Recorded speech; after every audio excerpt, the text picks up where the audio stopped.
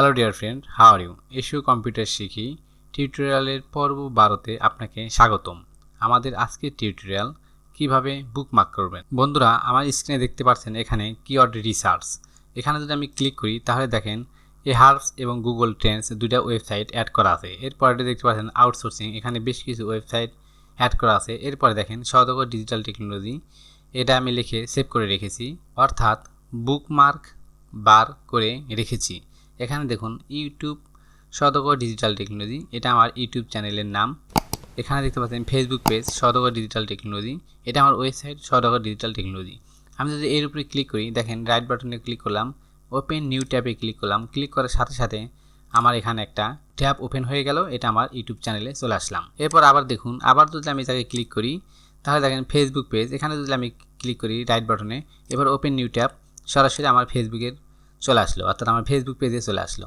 আবার দেখেন এখানে ক্লিক করলাম, ক্লিক করার পর আমার ওয়েবসাইটে যদি যেতে চাই তাহলে রাইট বাটনে ক্লিক, এরপরে ওপেনে ক্লিক করলাম। এখন দেখছেন নতুন একটা ট্যাব ওপেন হয়ে গেল, এটা আমার ওয়েবসাইট।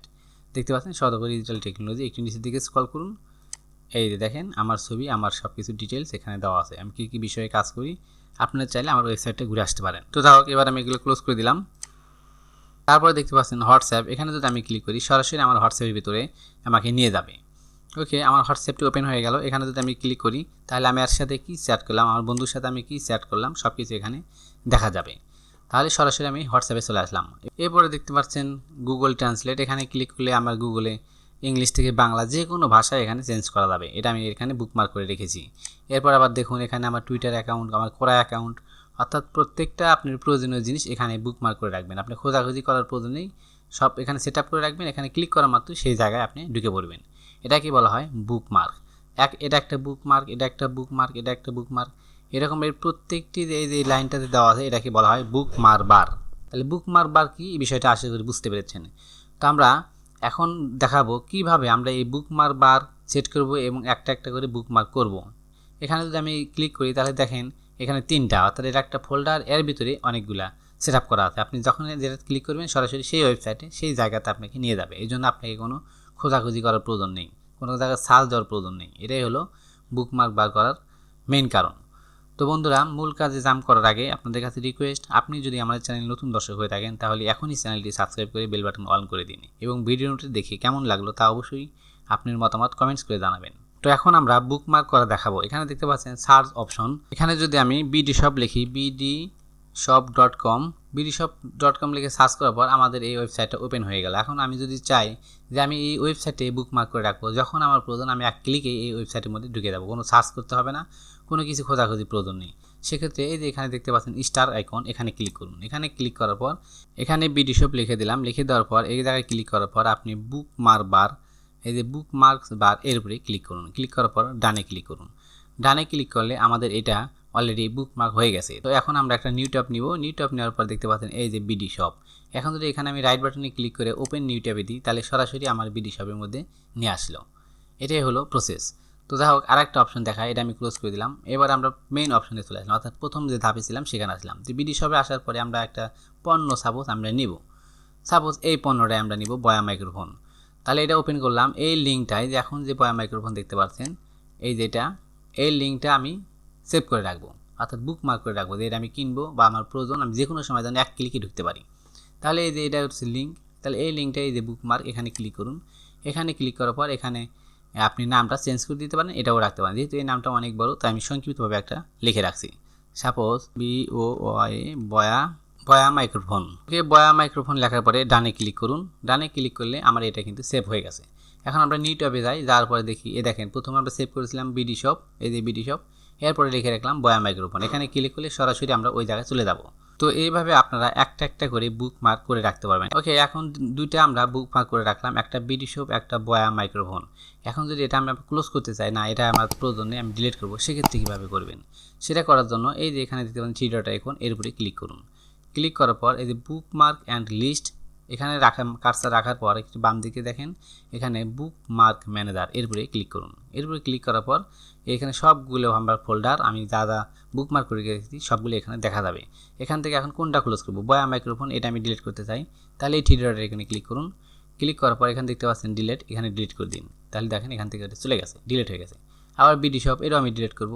তাহলে এখানে ক্লিক করুন, ক্লিক করার পরে ডিলিট আইকনে ক্লিক করুন, এটা ডিলিট হয়ে গেছে। এখন আমরা নিউ ফোল্ডারটা দেখে আসি যে আসলে ডিলিট হয়েছে কি না।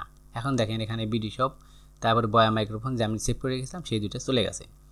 ওকে বন্ধুরা, এখন বুঝতে পারলেন যে কীভাবে সিঙ্গেল আকারে বুকমার্ক করা যায়। এখন আমি আপনাদের দেখাবো কীভাবে ফোল্ডার আকারে বুকমার্ক করবেন। অর্থাৎ এই যে এখানে আমি সেট আপ করেছি এরকমভাবে ফোল্ডার, অর্থাৎ একটার ভিতরে অনেকগুলো বুকমার্ক করবেন কীভাবে, সেটা আমরা এখন দেখব। সেটা করার জন্য এই স্টার আইকনে ক্লিক করুন, ক্লিক করার পরে চুজ অ্যানাদার ফোল্ডার এখানে ক্লিক করুন। ক্লিক করার পরে এই যে নিউ ফোল্ডারে ক্লিক করুন। নিউ ফোল্ডারে ক্লিক করার পরে এই ফোল্ডারটার নাম দিন। তো আমি দিচ্ছি টেস্ট, TEST, টেস্ট দিলাম। দেওয়ার পরে এই সেভে ক্লিক করুন। সেভে ক্লিক করলে অলরেডি ফোল্ডারটা আমার তৈরি হয়ে গেছে। এখন এই ফোল্ডারের ভিতরে আমি কি কি রাখবো সেটা আমি এখন দেখাবো। এখন দেখেন এই টেস্টের ভিতরে আমার দারাজ হোম পেজটি চলে এসেছে। আমি আরেকটা পণ্য এখানে অ্যাড করে দেখাই, অর্থাৎ ফোল্ডার আকারে অ্যাড করে দেখাই যাতে আপনারা সহজে বুঝতে পারেন। আমি আবার দারাজে চলে আসলাম, আসার পরে একটু নিচের দিকে স্ক্রল করি। সাপোজ ধরে নিলাম আমি এই পণ্যটা সেভ করে রাখবো।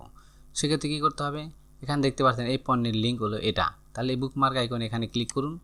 ক্লিক করার পর এই যে টেস্ট, অর্থাৎ যে ফোল্ডারে আপনি রাখতে চাচ্ছেন, এখানে তো অনেকগুলো ফোল্ডার আছে, যে ফোল্ডারে রাখতে চাচ্ছেন, যেহেতু আমি টেস্ট আপনাদের দেখানোর জন্য টেস্ট ফোল্ডার তৈরি করেছি, তাহলে এখানে রাখবো। তাহলে এটা সিলেক্ট করার পরে এই ডানে ক্লিক করুন। তাহলে আমার এটা কিন্তু সেট আপ হয়ে গেছে। এখন নিউ ফোল্ডারে চলে আসি আমরা, আসার পরে একটু রিফ্রেশ করি। এই যে দেখেন টেস্ট আইকন, এখানে কিন্তু আমি ক্লিক করি তাহলে দেখেন এই যে Daraz home page buy makeup remove online, অর্থাৎ আমরা যেটা দেখলাম। এখন এখানে ক্লিক করার পরে রাইট বাটনে ক্লিক করার পরে ওপেন নিউ ট্যাব এখানে ক্লিক করেন।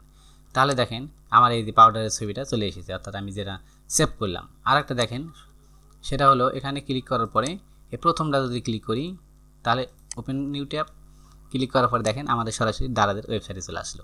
অর্থাৎ এটা দারাজের ওয়েবসাইটের লিঙ্ক বুকমার্ক করেছি, আর এটা হলো দারাজের একটা পণ্য আমরা বুকমার্ক করে রেখেছি। এভাবে আপনি আপনার প্রয়োজনীয় ওয়েবসাইট বা যে কোনো ভিডিওর লিঙ্ক বুকমার্ক করে রাখতে পারবেন, এককভাবেও রাখতে পারবেন এবং ফোল্ডার আকারেও রাখতে পারবেন। তো বন্ধুরা, এখন দেখাবো এখানে ওয়াল বুকমার্ক কিভাবে দেখবেন।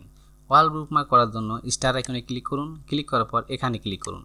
ক্লিক করার পর দেখতে পাচ্ছেন ওয়াল বুকমার্ক, এখানে ক্লিক করুন। ক্লিক করার পর ডানে ক্লিক করুন। এখন দেখেন এই ডান পাশে ওয়াল বুকমার্ক অপশনটি চালু হয়েছে। এখন ওয়াল বুকমার্ক এর উপরে লেফট বাটনে ক্লিক করার পর open side panel to see all bookmark এর উপরে ক্লিক করুন। ক্লিক করে দেখেন এখানে একটা প্যানেল ওপেন হয়ে গেল।